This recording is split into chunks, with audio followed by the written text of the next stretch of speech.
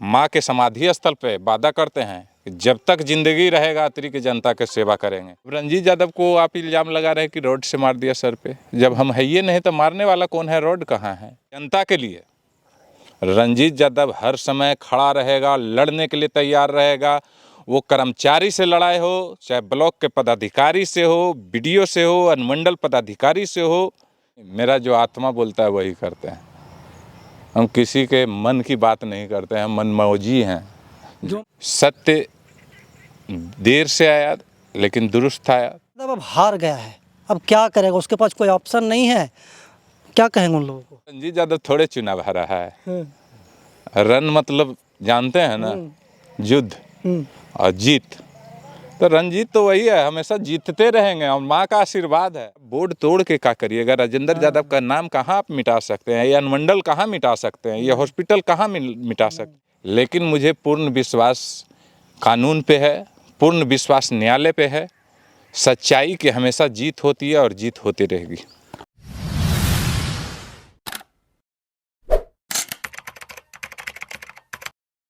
नमस्कार, प्रणाम। मैं अमित चौरसिया और आप देख रहे हैं नालंदा दस्तक। हमारी मौजूदगी है गया के अतरी विधानसभा क्षेत्र में और अभी हमारी मौजूदगी है पूर्व विधायिका कुंती देवी के समाधि स्थल पे।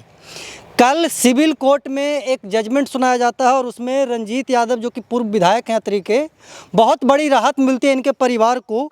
अब इस राहत के बाद रंजीत यादव क्या कहना चाहेंगे, कोर्ट को क्या कहना चाहेंगे, क्षेत्र के तमाम अपने मतदाताओं को क्या संदेश देना चाहेंगे, सभी विषयों पर वार्तालाप करेंगे। रंजीत जी, सबसे पहले स्वागत है मेरे चैनल पे। धन्यवाद। कैसे हैं आप? ठीक है, सभी को प्रणाम, नमस्कार, आदाब। अच्छा, बहुत लंबे अरसे से, लगभग एक दशक से भी अधिक समय से आपके ऊपर एक केस चल रहा था और कल कोर्ट ने आपको बरी कर दिया है। कोर्ट के इस फैसले को कैसे देखते हैं? और जो 13 साल आप परेशान हुए, कानून के क्या बोलते हैं कि जंजीर में जकड़ करके आपको रखा गया, इन सभी चीज़ों को आप कैसे देखते हैं? पत्रकार महोदय, ऐसा है कि ये साफ बात है कि सब लोग जान रहे थे कि जिस समय घटना घटी उस समय रंजीत यादव यहाँ उपस्थित भी नहीं था, कोई जानकारी भी नहीं थी। उसके पहले कुछ महीने पहले मेरा एक्सीडेंट हुआ था गाड़ी से, स्कॉर्पियो से। हम इसी दौरान इलाज के लिए हम थोड़ा मुंबई गए थे, भक्ति वेदांता में इलाज करवाए थे और फ्लाइट का भी टिकट वगैरह था। और उसके बाद जब घटना की सूचना मिली, हमको एक दिन के बाद मिली सूचना, तो मैंने जिला प्रशासन को भी फ़ोन किया, ग्रामीण एसपी को भी फ़ोन किया। मैंने बताया कि मुझे फंसाया जा रहा है, जानबूझ के फंसाया जा रहा है और मैं प्रशासन का धन्यवाद देना चाहता हूँ। उन्होंने सच्चाई सबके सामने लाई। सत्य देर से आया लेकिन दुरुस्त आया। तकलीफ़ हुई, कठिनाई हुई। भगवान श्री कृष्ण ही बोले हैं कि धर्म अधर्म में धर्म को बहुत कष्ट सहना पड़ता है। देर से ही लेकिन जीत हमेशा धर्म की होती है। तो जिस प्रकार से मन्नू महाराज एसपी फाइनल किए, आईजी फाइनल किए, फारस बाबू जो भी हैं, हमको प्रशासन सरकार बेगुनाह मान रही थी।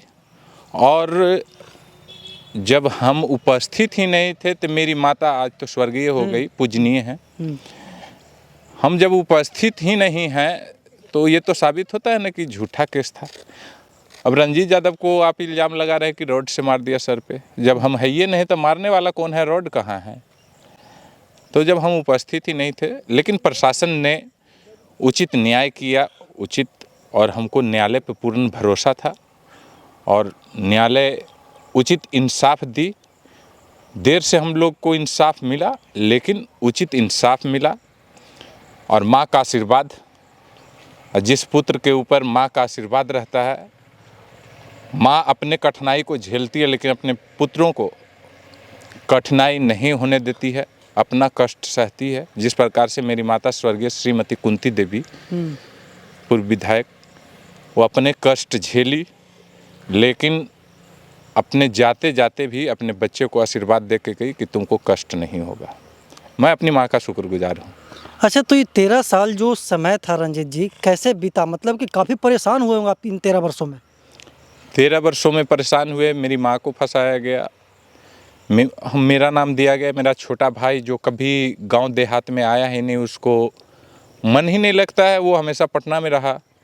उसका भी नाम दे दिया गया। तो ये लोग जो कार्यक्रम किए हुए हैं फसावा फसावी, और उसी आधार पे उन लोग का रोजी रोटी चल रहा है, घर द्वार चल रहा है, उसी आधार पे सब जगह चंदा भीख मांगे चल रहे हैं, पैसा मांगते हैं। तो उन लोग का काम ही यही है कि राजेंद्र यादव जी के परिवार को फंसाओ, और फंसाओगे तो बहुत वैसे विरोधी हैं जो साजिश में सहयोग करते हैं, वो लोग चंदा के तौर पे, उन लोग के पास में पैसा है, चंदा के तौर पे उन लोग को देते हैं, उनसे उस चंदा से उन लोग का घर द्वार चलता है।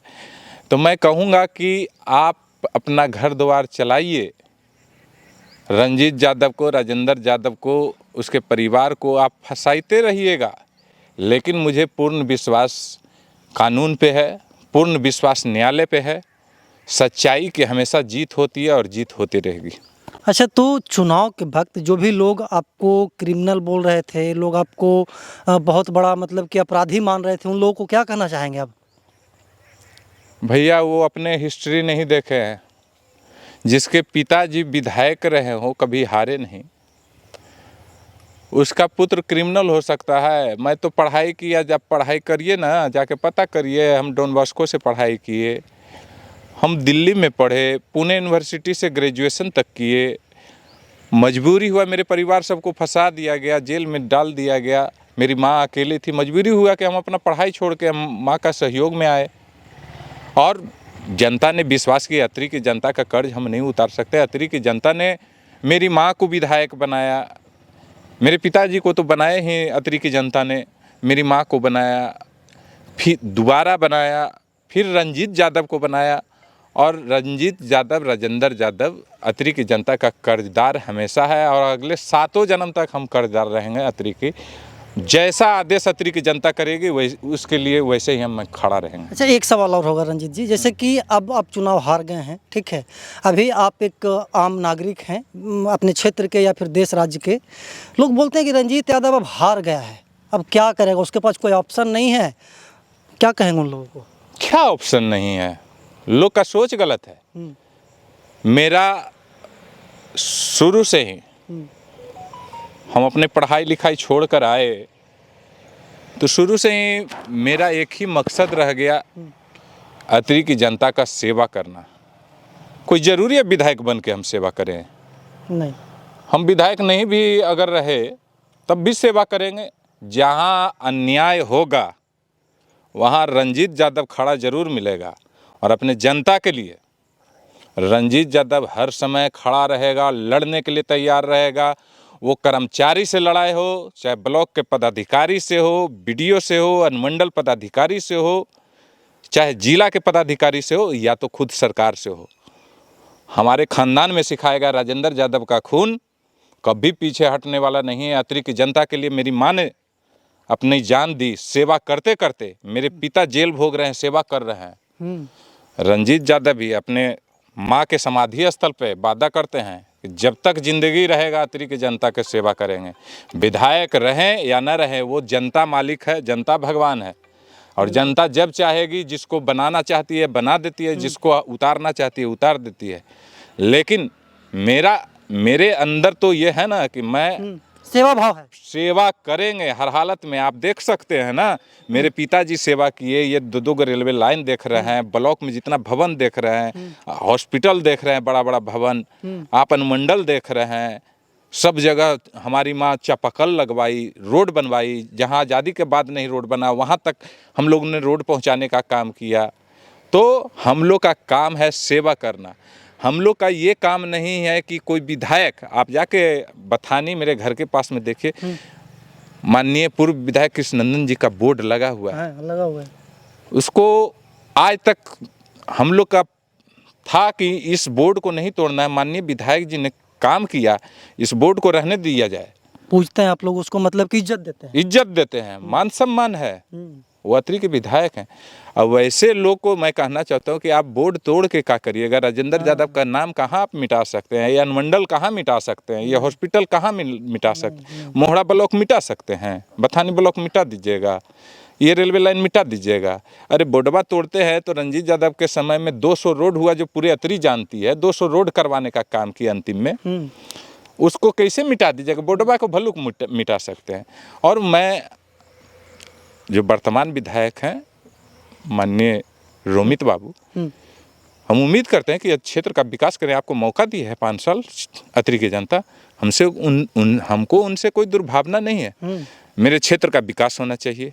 आप क्षेत्र के माननीय विधायक हैं, आप जितना भी आप सत्ता में हैं, डबल इंजन की सरकार है, आप अतरी को 5 साल में बढ़ोतरी करके दिखाइए, विकास करके दिखाइए। अच्छा, आप बार बार बोलते हैं रंजीत जी कि हम चुनाव कभी हारे नहीं है, पूर्व विधायक हो गए इससे कोई मतलब नहीं है। सही बात है, जनता का ये तो सच्चाई है। और रंजीत ये शॉर्ट सबका बहुत वायरल होता है। रंजीत यादव थोड़े चुनाव हारा है। रन मतलब जानते हैं ना, युद्ध और जीत। तो रंजीत तो वही है, हमेशा जीतते रहेंगे और माँ का आशीर्वाद है, और जिसको माँ का आशीर्वाद रहता है वो कभी हारता नहीं है। हम हारेंगे नहीं। लोग अपने मन में बैठा लिए हैं कि रंजीत यादव हार गया। रंजीत यादव नहीं हारा है, अतरी की जनता हारी है। रंजीत यादव तो जीता हुआ था, जीता हुआ है। अतरी की जनता हारती है, अतरी की जनता जीतती है। और हम लोग का कार्य ही है विकास करना। हम विकास किए तो जीते, जो विकास नहीं करेगा वो हारेगा। अच्छा, तो आज फैसला का दूसरा मतलब कि सब कुछ आरोप मुक्त आप हो गए हैं। माता जी के समाधि स्थल पे आए हैं, शिव जी के मंदिर में गए थे, देवी जी के मंदिर में गए थे। पूजा पाठ में मन लगता है आपको कि मतलब कि शौक के लिए करते हैं? हम शौक के लिए तो नहीं, मेरा जो आत्मा बोलता है वही करते हैं। हम किसी के मन की बात नहीं करते हैं, मनमौजी हैं।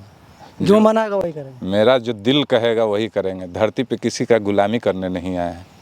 जिसमें भावना होगा उसका हम आदर करेंगे, जिसमें सम्मान होगा। जिस प्रकार से अतरी की जनता के लिए मेरा है कि कर्जा है मेरे पूरे परिवार पर, वो चूकता नहीं हो सकता है।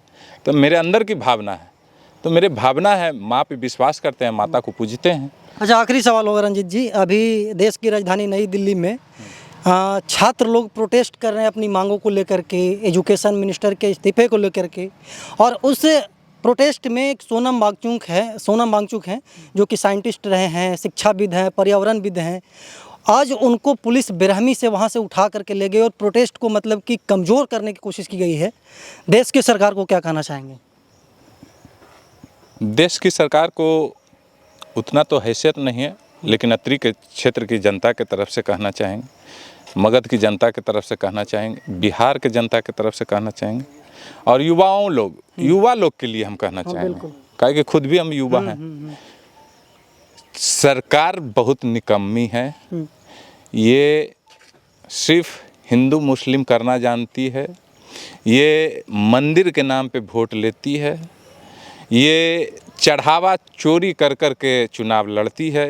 ये चढ़ावा चोरी कर कर के सब जगह से जो उम्मीद से कि चढ़ावा लोग चढ़ाते हैं कि गरीब गुरुओं का देश में काम आएगा, लेकिन उसको आरएसएस के लोग, बीजेपी के लोग उसको चोरी करके अपना पार्टी चला रहे हैं। और सोनम वांगचुक जो साइंटिस्ट है उसकी बात पे भरोसा पूरे देश को करना चाहिए और युवाओं को करना चाहिए, और युवा लोग को सोचना चाहिए।